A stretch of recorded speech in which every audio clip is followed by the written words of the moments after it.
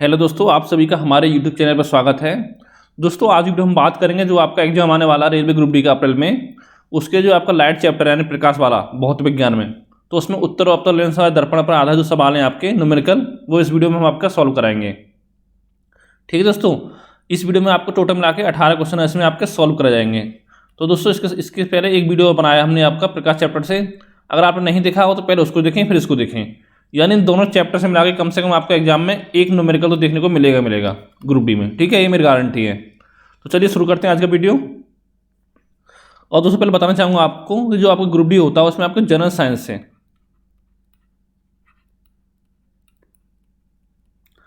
Total मिला के 25 question पूछे जाते हैं। तो दोस्तों 25 में से ये मांग चलो कम से कम आपके 4 से 5 क्वेश्चन, ठीक है, एक तो आपको होता है भौतिक विज्ञान,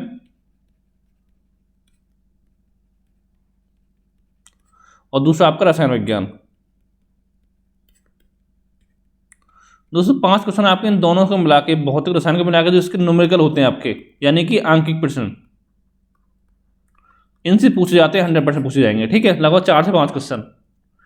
तो दोस्तों इसके लिए हमने क्लास स्टार्ट किया आपके कल से, ये हमारा दूसरा वीडियो है प्रकाश चैप्टर का।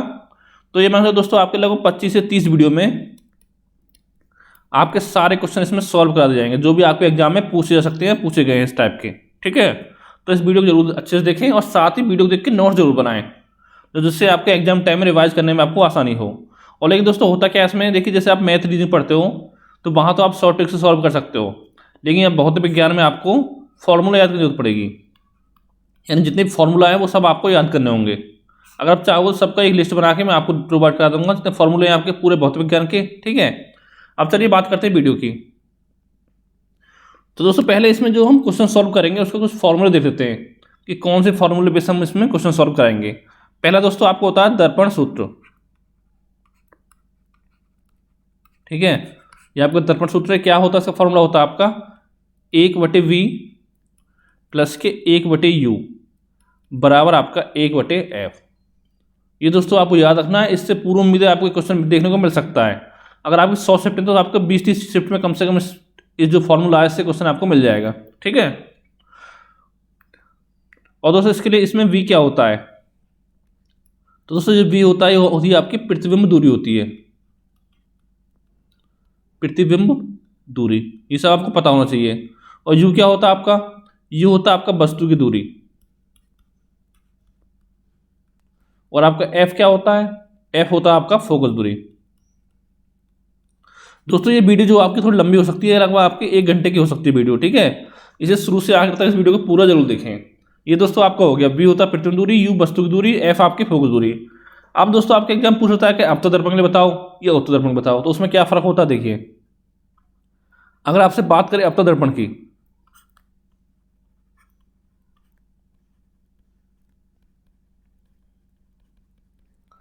तो दोस्तों इसमें आपकी u की वैल्यू क्या होती है, तो दोस्तों अपतल दर्पण के लिए आपकी u की वैल्यू होती है आपकी माइनस में।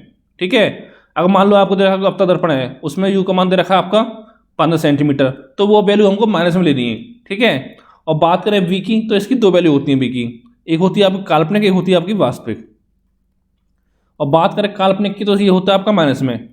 ठीक है, और बात करें आपकी वास्तविक की, अगर वास्तविक दिया हो तो ये आपका प्लस में होती है वैल्यू। ठीक है, 2 आपके हो गए। और बात करें फोकस दूरी की यानी एफ की, तो ये दोस्तों हमेशा आपकी माइनस में होती है। ठीक है, अपतल दर्पण के लिए ये चीज़ दोस्तों ध्यान रखिए, आपकी अपतल दर्पण हो या अपतल लेंस हो, ठीक है, उसमें जो आपका फोकस दूरी है वो हमेशा आपकी नेगेटिव रहेगी।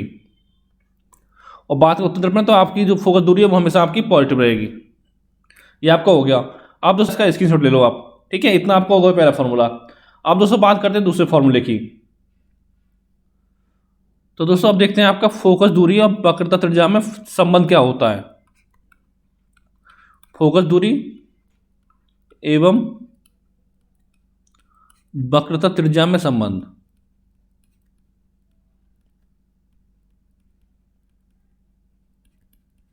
ठीक है, तो इसमें क्या संबंध होता है दोस्तों, जो फोकस दूरी होती है एफ, वो बराबर आपकी होती है वक्रता त्रिज्या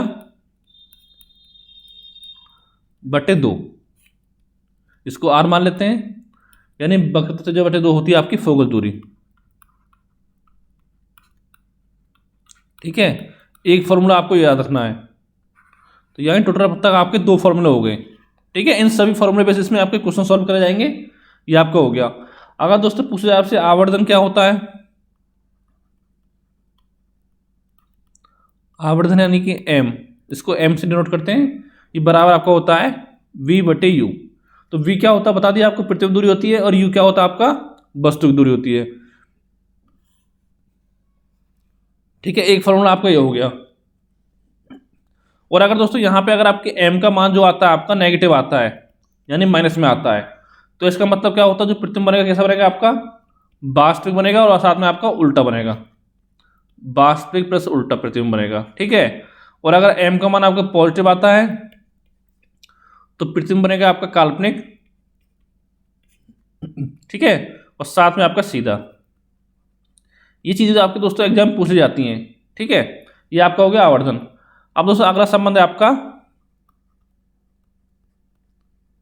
लेंस की फोकस दूरी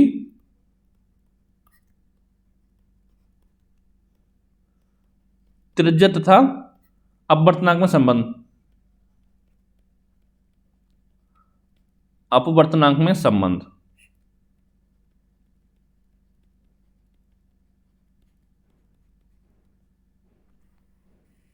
ठीक है, तो दोस्तों इनमें क्या संबंध होता है आपका, तो इसमें आपको होता है 1/f बराबर होता है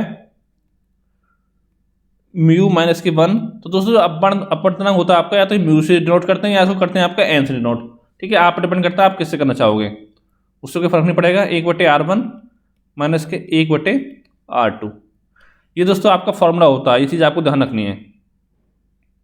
ठीक है, अब देखिए यहाँ पे एफ क्या है, तो दोस्तों जो एफ है वो आपकी होगी फोकस दूरी। ठीक है, और जो आपकी r1 और r2 ये आपकी त्रिज्या हो गई लेंस की। ठीक है, अगला है आपका म्यू, ये क्या है आपका लेंस का अपवर्तनांक होता है।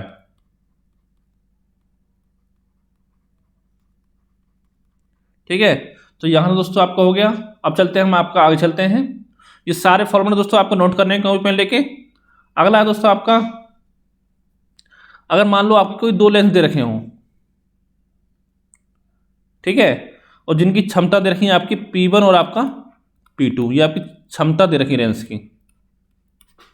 ठीक है, और इनकी दूरी जैसे आपके ये 2 लेंस हैं,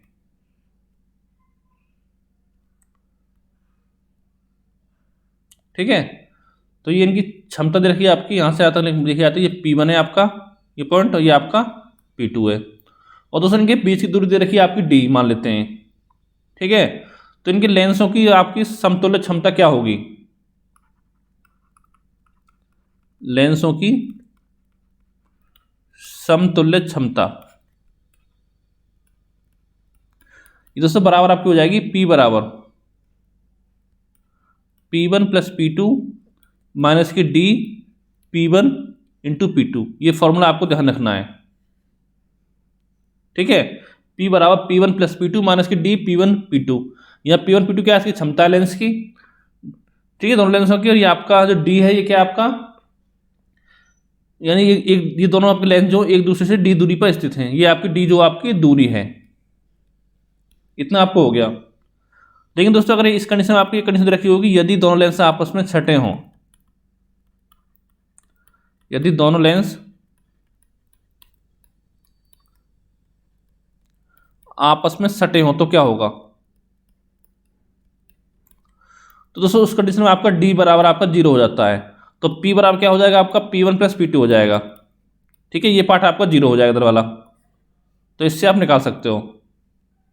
ठीक है, यहां तक आपको समझ में आ गया होगा। अब आगे देखते हैं आपका, अब दोस्तों आपको पता होगा लेंस की क्षमता हम कैसे निकालते हैं, उसका फॉर्मूला देखते हैं कि लेंस की क्षमता का फॉर्मूला P बराबर आपका क्या होता है, ये होता है आपका 1/, फोकस दूरी यानी कि F। और दोस्तों ये चीज़ आपको ध्यान रखनी है, आप लेंस की क्षमता निकालोगे तो जो आपकी फोकस दूरी है वो हमेशा आपके मीटर में होनी चाहिए, मीटर में। ठीक है, अगर आप सेंटीमीटर दे तो क्या करेंगे, हम इसको सेंटीमीटर से हम इसको मीटर में कन्वर्ट कर लेंगे। अगर दोस्तों यहाँ सेंटीमीटर रखिए और यहाँ पे आपने रख दिया फोकस सेंटीमीटर में, तो आपका आंसर सही नहीं आएगा। ठीक है, इस चीज़ का आपको ध्यान रखना है। अगर आपको सेंटीमीटर में हो तो कैसे निकालेंगे हम? तो दोस्तों P बराबर आपको हो जाएगा 1/F नीचे हो जाएगा आपका, और बटे आपका 100 हो जाएगा। ठीक है, 100 से भाग देंगे उसमें, तो ये आपको हो जाएगा 100/F P बराबर। ठीक है, फिर आप निकाल सकते हो। ये आपका सेंटीमीटर के लिए है। और दोस्तों एक जो आपका इसका वो होता है, इसका जो लेंस की क्षमता होती है उसको हम किससे रिप्रेजेंट करते हैं? वो करते हैं हम डायोप्टर से, यानी डी से, कैपिटल डी। इसको हम बोलते हैं डायोप्टर।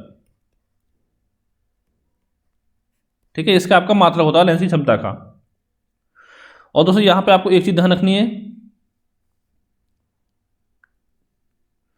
अगर आपको उत्तल लेंस पूछे, उत्तल लेंस की जो आपकी क्षमता होती है वो आपकी पॉजिटिव होती है। क्यों होती है? क्योंकि दोस्तों इसकी जो आपकी फोकस दूरी वो पॉजिटिव होती है, तो इसकी क्षमता भी आपकी पॉजिटिव होती है। और बात करें आपके अवतल लेंस की, लेंस की क्षमता, तो दोस्तों ये आपकी नेगेटिव होती है। ठीक है, और साथ में इसकी फोकस दूरी भी आपकी नेगेटिव होती है। इतना दोस्तों आपको हो गया। अब दोस्तों आपका लेंस का सूत्र देखते हैं आपका लेंस के लिए। पहले क्या देखा हमने? दर्पण को देखा था स्टार्टिंग में। अब देखते हैं हम लेंस का सूत्र। तो ये दोस्तों क्या होता है? ये होता है आपका 1/V माइनस के 1/U बराबर आपका 1/F। और VUF क्या होता है मैंने आपको पहले बता दिया है। F होती है आपकी फोकस दूरी, ठीक है, और V होता है आपका प्रतिबिंब दूरी,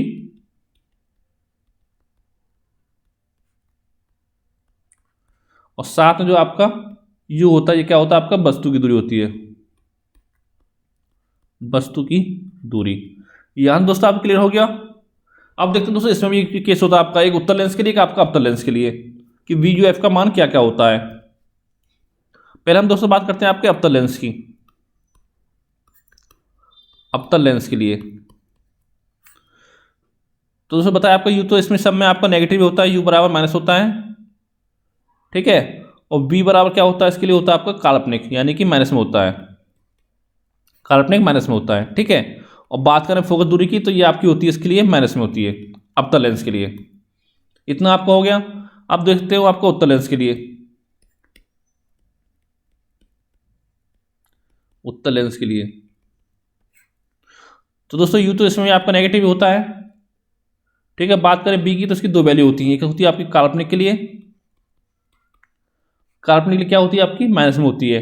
और बात करें वास्तविक की, तो उसमें आपकी प्लस में होती है। फिर दोस्तों आपका अगला आता है फोकस दूरी, यानी F के लिए, तो इसकी फोकस दूरी आपकी पॉजिटिव होती है। ठीक है, यानी उत्तल लेंस हो या यानी उत्तल लेंस हो या उत्तल दर्पण हो, तो आपकी फोकस दूरी हमेशा आपकी पॉजिटिव रहेगी। ठीक है, और अवतल लेंस या अवतल दर्पण हो तो उसमें फोकस दूरी हमेशा आपकी माइनस में रहेगी। ये पॉइंट आपको ध्यान रखना है। तो दोस्तों इतना आपका यहाँ तक हो गया। अब चलते हैं हम आगे। एक दोस्तों आपको होता है अपवर्तनांक का सूत्र। वो क्या होता है कि अपवर्तनांक बराबर होता है आपका निर्वात में प्रकाश की चाल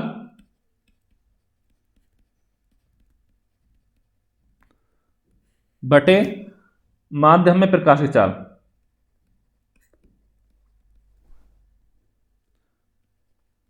ठीक है, प्रकाश की चाल, चाल पूछे या वेग पूछे एक ही बात है, और यह आपका तरंगदैर्घ्य हो। ठीक है, तो आपका सेम फॉर्मूला ही इसमें यूज होगा।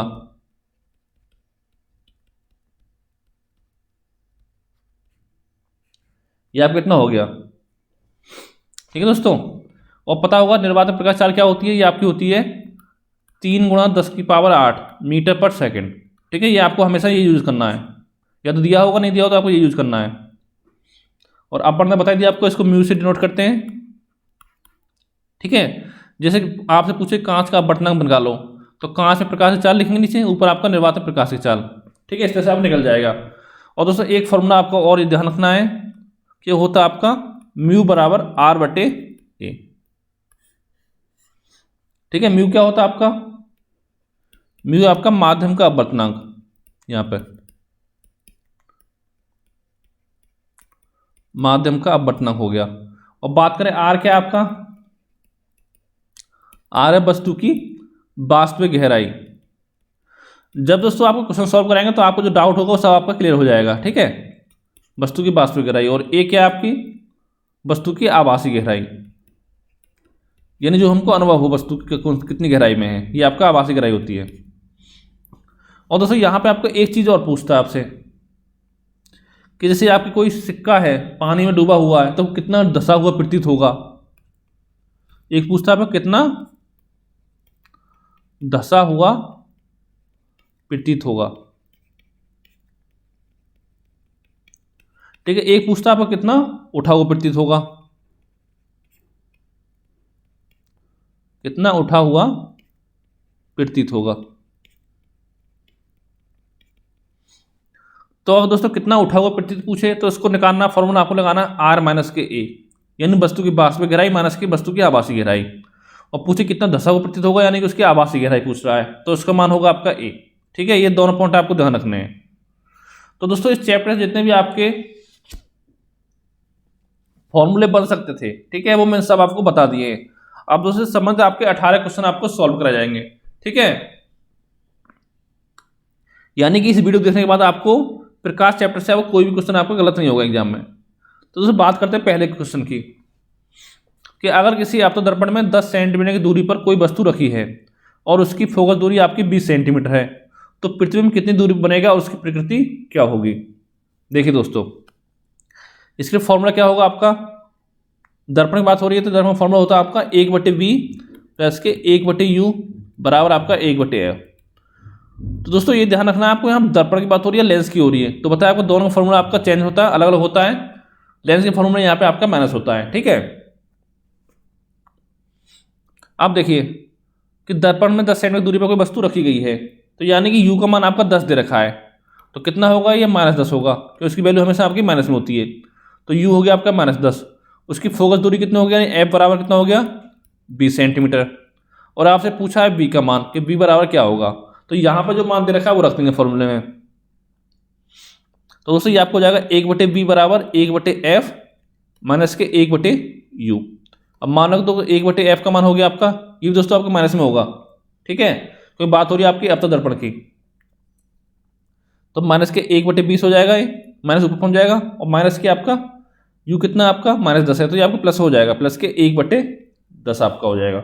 अब देखिए दोस्तों 20 आपका एलसीएम ले लेंगे, तो एक बार गया माइनस का 1 प्लस के 2, ठीक है, ये आपको होगा 1/20। ये दोस्तों आपका आया है 1/20 जो आया 1/b की वैल्यू आई है, तो b की वैल्यू क्या हो जाएगी, इसका उल्टा कर देंगे यानी कि 20 सेंटीमीटर, यही आपका आंसर हो जाएगा। अब पूछा उसकी प्रकृति क्या होगी, तो दोस्तों पृथ्वी में जो बनेगा आपकी, जो आपको काल्पनिक होगा, क्योंकि प्लस जो होता है b किसके लिए होता है, काल्पनिक के लिए होता है, और सीधा बनेगा साथ में आपका बड़ा बनेगा तथा बड़ा, ये आपका प्रकृति हो गई। ये भी करके एग्जाम में पूछ लिया जाता है आपसे। अब चलते हैं अगले क्वेश्चन तरफ कि अगर किसी उत्तर दर्पण में 5 सेंटीमीटर की दूरी पर कोई वस्तु रखी है और उसकी फोकस दूरी देखिए 10 सेंटीमीटर, तो पृथ्वी में कितनी दूरी पर बनेगा। ठीक है, तो वो फॉर्मूला लगाएंगे, सेम फॉर्मूला आपका 1/b प्लस के 1/u बराबर आपका 1/f। तो यहाँ पर दोस्तों f दे रखा है 10 सेंटीमीटर, तो बात हो रही है आपकी उत्तर दर्पण की, तो f होगा आपका प्लस में। ठीक है, u दे रखा है 5 सेंटीमीटर, तो u दोस्तों हमेशा लेंगे आपका माइनस में, चाहे आपको उत्तर दर्पण होता है आपका अपतन दर्पण हो, तो 1/b निकालना है आपको, यानी b का मान निकालना है, तो 1/b बराबर हो जाएगा 1/f माइनस के 1/u। तो 1/f कितना हो गया आपका 1/10 माइनस के, ये माइनस प्लस हो जाएगा आपका, तो यानी प्लस के 1/5 हो जाएगा आपका। ठीक है, 10 लेंगे आपका एलसीएम, तो एक बार यहाँ पे 2 बार, यानी 3/10 हो गया। अब निकालना आपको b, तो इसका उल्टा कर देंगे, यानी b बराबर हो जाएगा 10/3, या कह सकते हो आप 3.33 सेंटीमीटर, और यही दोस्तों आपका आंसर हो गया। तो दोस्तों उम्मीद करता हूँ सारे क्वेश्चन आपको समझ में आ रहे होंगे। अब कुछ भी आपको प्रॉब्लम हो समझ में तो नीचे कमेंट करके आप पूछ सकते हो, या हमारे व्हाट्सएप नंबर पर मैसेज कर सकते हो। अगला क्वेश्चन है आपका कि यदि किसी उत्तर दर्पण की वक्रता त्रिज्या दे रखी है 7 सेंटीमीटर, तो उसकी फोकस दूरी क्या होगी। तो क्या बताया था आपको फॉर्मूला कि फोकस दूरी बराबर क्या होती है आपकी, वक्रता त्रिज्या का आधा होता है बटे आपका 2, तो ये कितना 7 है, तो 7/2 यानी कि 3.5 सेंटीमीटर आपका आंसर आ गया। ठीक है, इतना ही आपको कुछ करना था, ज़्यादा कुछ इसमें करना नहीं था। अगला क्वेश्चन देखते हैं कि 10 सेंटीमीटर की वक्रता त्रिज्या वाले एक अपतल दर्पण की फोकस दूरी ज्ञात कीजिए। तो बात करें फोकस दूरी बराबर वक्रता त्रिज्या बटे आपके 2, तो कितना 10 बटे 2 यानी आपको हो जाएगा 5 सेंटीमीटर। ठीक है, ये आपका आंसर हो गया। अगर दोस्तों आपसे प्रकृति पूछे कि कौन सा दर्पण है आपका, ये आपका नहीं दे रखा दर्पण, तो क्या करेंगे इसमें आपका, अगर दोस्तों आपकी दूरी माइनस में आए तो आपका अवदर्पण हो जाएगा फोकस दूरी, और प्लस में आए तो आपको हो जाएगा उत्तर दर्पण। ठीक है, ये कभी कभी आपके एग्जाम में पूछ सकता है। इनकी प्रकृति बताइए कौन सा दर्पण है। एक अपतल दर्पण सूर्य के सामने इस तरह से रखा गया है। तो दोस्तों देखिए, इस क्वेश्चन थोड़ा सा घुमा दिया है, इसमें बच्चे आपके कन्फ्यूज हो जाते हैं। ठीक है, नहीं कन्फ्यूज नहीं होना आपको, कि सूर्य की किरणों का अभिसरण दर्पण के मुख्य अक्ष पर 15 सेंटीमीटर दूर एक बिंदु पर होता है। यानी कि दोस्तों ये आपके एफ की वैल्यू दे रखी है 15 सेंटीमीटर, और बात है अब दर्पण अपतल दर्पण है तो ये आपकी माइनस में हो जाएगी, माइनस की 15 सेंटीमीटर। अब यदि 4 सेंटीमीटर लंबी एक मोमबत्ती, तो दोस्तों 4 सेंटीमीटर लंबी मोमबत्ती, इससे हमको कोई मतलब नहीं है। ठीक है, को दर्पण के मुख्य अक्ष पर 30 सेंटीमीटर दूरी पर रखा जाए, यानी आपको दे रखा है यू की वैल्यू 30 सेंटीमीटर, यानी कि माइनस के 30 सेंटीमीटर। और पूछा क्या कि मोमबत्ती का प्रतिबिंब कितनी दूरी पर बनेगा, यानी आपसे वी की वैल्यू आपसे पूछी है। तो क्या करेंगे, वही सूत्र लगाएंगे दर्पण वाला आपका 1/v प्लस 1/u बराबर 1/f। तो 1/v बराबर क्या हो जाएगा, 1/f माइनस के आपका 1/u। तो f कितना -15, तो ये आपको हो जाएगा माइनस के 1/15, और माइनस माइनस आपका प्लस हो जाएगा, यानी प्लस के 1/30 हो जाएगा आपका। ठीक है, अब देखिए 30 आपका एलसीएम आ जाएगा, तो 15 ये आपके 2 बार गया, प्लस के आपके 1, यानी कि आपका आ गया माइनस के 1/30, 1/v की वैल्यू। तो b कितना हो जाएगा आपका माइनस के 30 सेंटीमीटर, ये आपका आंसर हो जाएगा। ठीक है, तो दोस्तों कह सकते हो कि मोमबत्ती का प्रतिबिंब में आपका मुख्य अक्ष से 30 सेंटीमीटर की दूरी पर बनेगा आपको। ठीक है, अगला क्वेश्चन देखते हैं कि यदि कोई वस्तु उत्तर दर्पण से 15 सेंटीमीटर की दूरी पर रखी गई है तथा उत्तर दर्पण से प्रतिबिंब की दूरी 45 सेंटीमीटर है, तो इसका आवर्धन यानी m का मान आपको निकालना है। तो आवर्धन m बराबर क्या होता है आपका b/u। तो b का दोस्तों मान क्या है, ये आपका b का मान दे रखा है 45 सेंटीमीटर, और बटे u क्या आपका 15 सेंटीमीटर। ठीक है, देखो ये आपका b का मान जो था आपका पॉजिटिव रहेगा। ठीक है, और u का मान रहेगा आपका नेगेटिव, तो माइनस के 15 है। तो यह दोस्तों आपको जाएगा 3 बार जाएगा, तो माइनस के 3 सेंटीमीटर। ठीक है, ठीक दोस्तों, ये माइनस जो है आपकी प्रकृति दर्शा रहा, कुछ नहीं है आपका। अगर वैल्यू आपको माइनस में आ रही है तो प्रतिबिंब बनेगा आपका वास्तविक उल्टा, आपका प्रतिबिंब बनेगा वास्तविक उल्टा। और दोस्तों जरूर नहीं कि आपको माइनस में रखी हुई, हो सकता है आपका 3 सेंटीमीटर रखा हो आपका। ठीक है, ऑप्शन इस तरह से हो आपको 3 सेंटीमीटर प्रतिबिंब वास्तविक उल्टा। ठीक है, या दे रखा हो 3 सेंटीमीटर काल्पनिक प्लस सीधा, इस तरह से आपको दे रखा हो सकता है। तो आपको चेन को देखकर समझ जाना है, अगर माइनस में आया तो आपको वास्तविक बनेगा उल्टा बनेगा। ठीक है, अगला क्वेश्चन देखते हैं, क्वेश्चन नंबर आपका 7वां, कि यदि किसी उत्तल लेंस की त्रिज्या क्रम से 5 सेंटीमीटर तथा 10 सेंटीमीटर है और अपवर्तनांक दे रखा है आपका 4/3, तो उसकी फोकस दूरी ज्ञात कीजिए। तो दोस्तों इसका फॉर्मूला आपको क्या बताया था, इन तीनों में संबंध 1/f बराबर आपका म्यू माइनस के 1 ब्रैकेट में 1/r1 माइनस के आपका 1/r2। तो यहाँ पर सबका मान हम रख देंगे। ठीक है, म्यू का मान क्या है 4/3 रख दीजिए यहाँ पे, तो 4/3 माइनस के 1/r1 कितना आपका 5 माइनस के आपका 1/10। अब इसको सॉल्व कर लो, तो 4 3 एकम 3, ये आपका हो गया 1/3 गुणा, यहाँ 10 लेंगे आपका एलसीएम, तो 2 बार गया 1 बार, तो आपको जाएगा 1/3 गुणा आपका 1/10, यानी कि 1/30 हो गया। तो एफ कितना हो जाएगा आपका 30 सेंटीमीटर, और यही दोस्तों आपका आंसर हो जाएगा। ठीक है, क्योंकि आपका 1/f का मान है तो इसका उल्टा कर देंगे। अगला क्वेश्चन देखते हैं कि अगर किसी उत्तल लेंस में देखिए दोस्तों यहाँ पे आपका लेंस की बात हो गई, 15 सेंटीमीटर दूरी पर कोई वस्तु रखी गई है तथा उसकी फोकस दूरी आपकी 30 सेंटीमीटर है, तो प्रतिबिंब की दूरी आपको ज्ञात करनी है। यानी आपको u बराबर कितना हो जाएगा माइनस के 15, क्योंकि u आपका माइनस में ही होता है, चाहे आपका लेंस हो या दर्पण हो, कोई सा भी हो। और बात करें फोकस दूरी, तो बात उत्तल लेंस की, तो फोकस दूरी आपको हो जाएगी प्लस में, प्लस के 30 सेंटीमीटर। और निकालना क्या आपको v निकालना है, तो फॉर्मूला क्या था इसका आपका 1/v माइनस के 1/u बराबर आपका 1/f। ठीक है, ये आपका इसका फॉर्मूला था। तो 1/v बराबर क्या होगा 1/f प्लस के आपका 1/u हो जाएगा। 1/f कितना 1/30 और u कितना माइनस के 15 यानी माइनस के 1/15। अब देखिए 30 से आपका एलसीएम हो जाएगा तो 1 ये आपका 2 बार गया माइनस के 2 यानी माइनस के 1/30 हो गया आपका 1/b का मान। और पूछा क्या आपका b का मान, तो क्या हो जाएगा आपका माइनस के 30 सेंटीमीटर।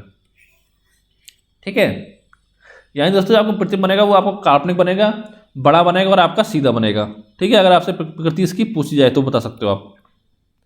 अगला क्वेश्चन है कि एक वस्तु को 10 सेंटीमीटर की फोकस लंबाई वाले एक अवतल लेंस के मुख्य अक्ष पर रखा गया है। यदि लेंस से वस्तु की दूरी 30 सेंटीमीटर है तो प्रतिबिंब की दूरी कितनी, प्रतिबिंब जो आपको कितनी दूरी बनेगा, यानी आपसे v पूछा है। u कितने रखा आपका 30 सेंटीमीटर यानी माइनस के 30 सेंटीमीटर हो गया आपका। और बात किसकी हो रही है आपकी अवतल लेंस की, तो जो आपकी फोकस दूरी है वो कितनी हो जाएगी आपकी माइनस में हो जाएगी यानी माइनस के 10 सेंटीमीटर। तो फॉर्मूला लगा देंगे आपका 1/b माइनस के आपका 1/u बराबर आपका 1/f। तो 1/b बराबर क्या हो जाएगा आपका 1/f प्लस के आपका 1/u। तो देखिए f का मान कितना है -10 तो माइनस के 1/10 हो गया, तो ये आपको हो जाएगा माइनस के 1/30।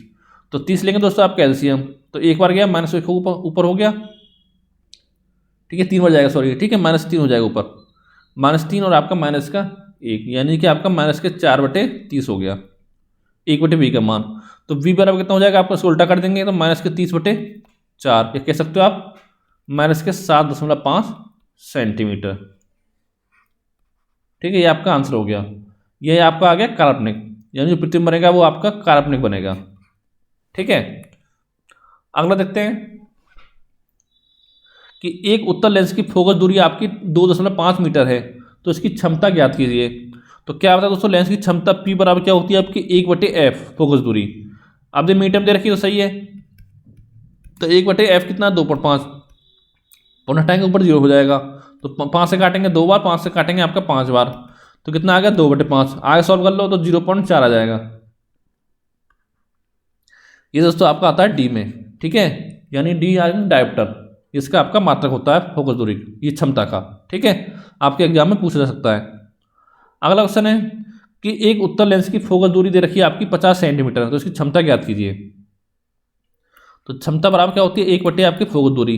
लेकिन दोस्तों आपकी फोकस दूरी जो आपकी मीटर में होनी चाहिए या सेंटीमीटर में, तो क्या करेंगे 1/50 इसको मीटर में कैसे कन्वर्ट करेंगे, बटे इसमें 100 कर देंगे, तो ये आपको 100 ऊपर जाएगा तो कितना हो जाएगा 100/50 यानी कि आपका 2 आ गया, 2 डायोप्टर। ठीक है, ये आपका आंसर हो जाएगा।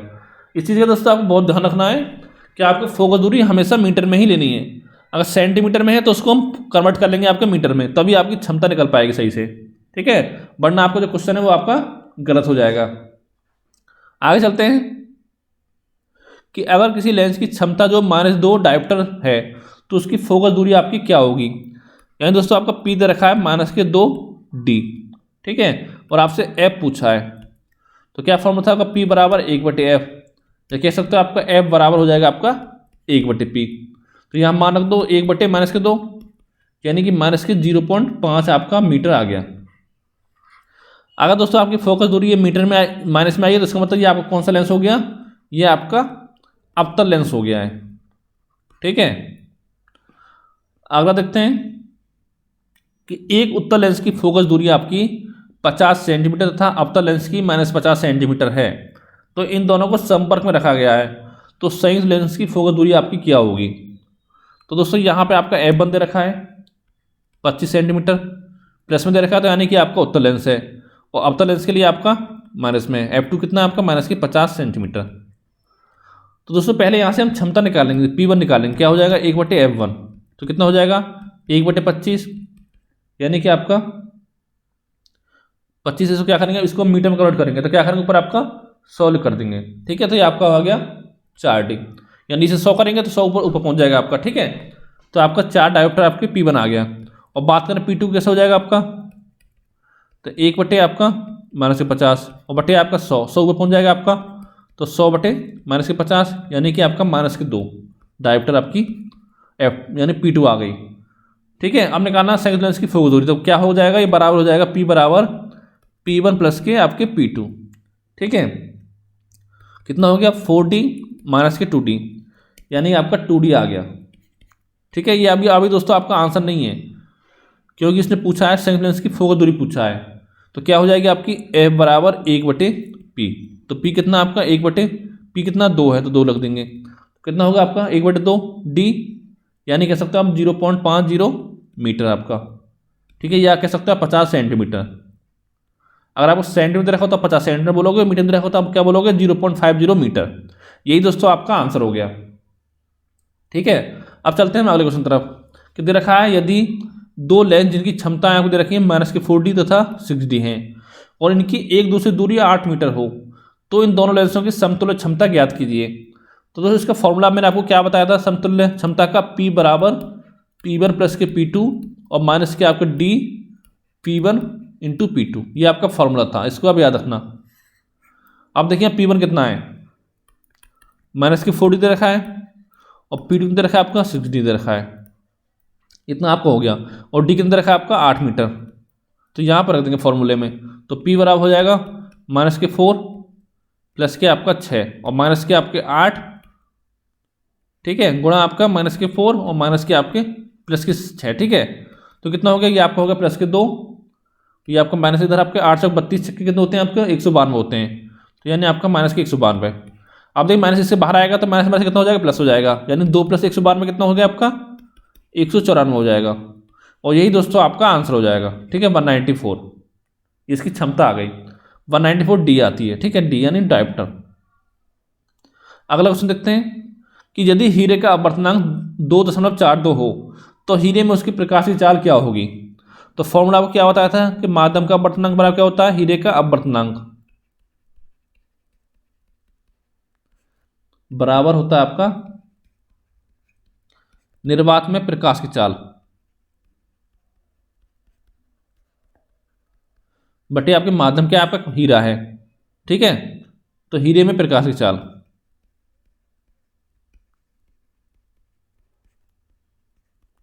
और पूछा क्या आपसे हीरे प्रकाश चाल पूछा, ये पूछा है, तो इसको इधर ले जाएंगे, आपको हो जाएगा हीरे में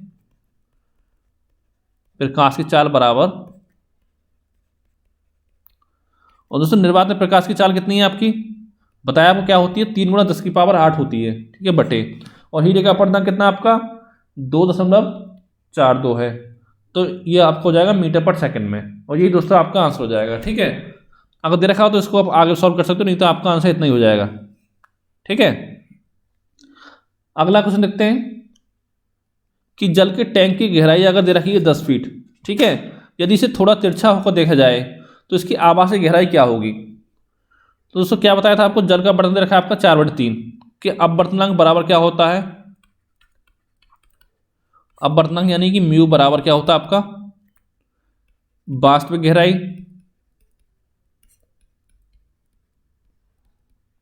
ये आपकी होती है R।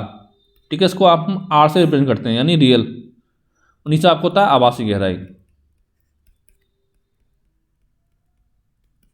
ये आपकी क्या होती है A। अब देखिए यहाँ पर मान रख दीजिए आप, तो म्यू दे रखा है 4/3, तो 4/3 बराबर आपका, ठीक है, वास्तविक गहराई की 10 फीट दे रखी है, तो 10 और बटे आपका A, ये हो जाएगा A, आप कितना हो जाएगा आपका A बराबर हो जाएगा 10/4/3, तो 4/3 3 पहुँच जाएगा, यानी आपका 30/4 हो गया, या कह सकते हो आप 7.5 सेंटीमीटर। ठीक है, सेंटीमीटर सब यहाँ फीट में जाएगा, ये आपका फीट हो जाएगा, 7.5 फीट हो जाएगा, ये आपका आंसर है। ठीक है, यानी इसकी आपकी आभासी गहराई निकल के आ गई है। अगला क्वेश्चन देखते हैं कि एक गिलास में 10 सेंटीमीटर पानी भरा हुआ है तथा उसमें एक सिक्का रखा है, तो सिक्का कितना ऊपर उठा हुआ दिखाई देगा, यानी यह पहला मान निकालना आपको, ये आपको हो जाएगा R - के A। दूसरा सिक्का कितना धसा हुआ दिखाई देगा, तो ये आपको वैल्यू हो जाएगी R। ठीक है, तो पहले दोस्तों यहां से हम R की वैल्यू निकालेंगे, तो म्यू बराबर क्या होता है आपका R/A, तो म्यू कितना हो जाएगा आपका, ये आपको लिखा नहीं है, दे रखा है आपका 4/3, तो यानी 4/3 बराबर R कितना आपका 10 है, और निकालना है हमको A निकालना है, तो यहाँ से A बराबर कितना हो जाएगा आपका 10/4/3, 3 ऊपर जाएगा तो 30/4, यानी कि 7.5 आपका सेंटीमीटर ए की वैल्यू आ गई। ठीक है, तो दोस्तों कितना दशा दिखाई देगा, ये दोस्तों आपकी वैल्यू कितनी है, ए की आएगी, सॉरी एक मिनट यहाँ पे। ठीक है, ये आपका आर नहीं, आपका ए होगा। और बात करें आर माइनस कितना हो जाएगा आपका, आर कितना है 10 है, 10 माइनस के 7.5 यानी 2.5 सेंटीमीटर, ये आपकी वैल्यू आ गई। यानी कि जो सिक्का जो आपका 2.5 सेंटीमीटर ऊपर उठा हुआ दिखाई देगा। और बात कितना दशा को दिखाई देगा, तो एक मान है वो आपका आंसर हो जाएगा, तो यानी 7.5 सेंटीमीटर आपको दशा हुआ दिखाई देगा। तो ये दोनों मान आपके निकल के आ गए हैं। ठीक है, इस तरह से आप क्वेश्चन को सॉल्व करना है। अगला क्वेश्चन देखते हैं कि एक रेडियो स्टेशन 819 किलो हर्ट्ज की आवृत्ति में प्रसारण करता है। ठीक है, कि हर्ट्ज, तो रेडियो तरंगों की तरंगदैर्घ्य क्या होगी। तो दोस्तों इसके फॉर्मूला आपका होता है कि सी बराबर होता है आपका एफ लैम्डा, ये चीज़ आपको ध्यान रखनी है। ठीक है, तो सी क्या है आपकी निर्वात में प्रकाश की चाल है, यहाँ पे निर्वात में प्रकाश की चाल, ये आपका सी का मान हो गया। एफ क्या है दोस्तों आपकी, एफ आपकी आवृत्ति है। ठीक है, आवृत्ति लेना आपको हर्ट्ज में, तो कितना दे रखा है आपका, एफ का मान दे रखा है आपका 819 किलो हर्ट्ज, तो इसको कन्वर्ट कर देंगे हर्ट्ज में, तो 819 गुणा 10⁻³ हर्ट्ज हो जाएगा। ठीक है, क्योंकि आवृत्ति का जो मात्रक होता है वो आपका हर्ट्ज होता है, ये आपका हो गया। और सी कितना आपका पता है कितना होता है आपका 3 गुणा 10⁸, तो यहाँ से आपका एफ का मान, यहाँ से आपका लैम्डा का मान निकाल लेंगे, यानी तरंगदैर्घ्य, तो लैम्डा बराबर कितना हो जाएगा आपका सी बटे एफ हो जाएगा, तो आपको हो जाएगा 3 गुणा 10⁸ बटे आपका 819 गुणा 10⁻³। ठीक है, इसको सॉल्व कर लेंगे तो 3 से कितने 27, 2 बार 7 और 3 270, इसको आगे सॉल्व करने कितना हो जाएगा दोस्तों, ये आपका आएगा 3.66 गुणा 10⁻² मीटर, ये आपका आंसर आ जाएगा इसको जब आप पूरा सॉल्व करोगे। और दोस्तों उम्मीद करता हूँ ये वीडियो आपको पसंद आया होगा। तो दोस्तों जितने भी क्वेश्चन आपके बचे हुए थे लाइट वाले चैप्टर यानी प्रकाश वाले चैप्टर से, वो सारे मैंने इस वीडियो में कन्वर्ट करा दिए हैं। ठीक है, सॉल्व करा दिए हैं।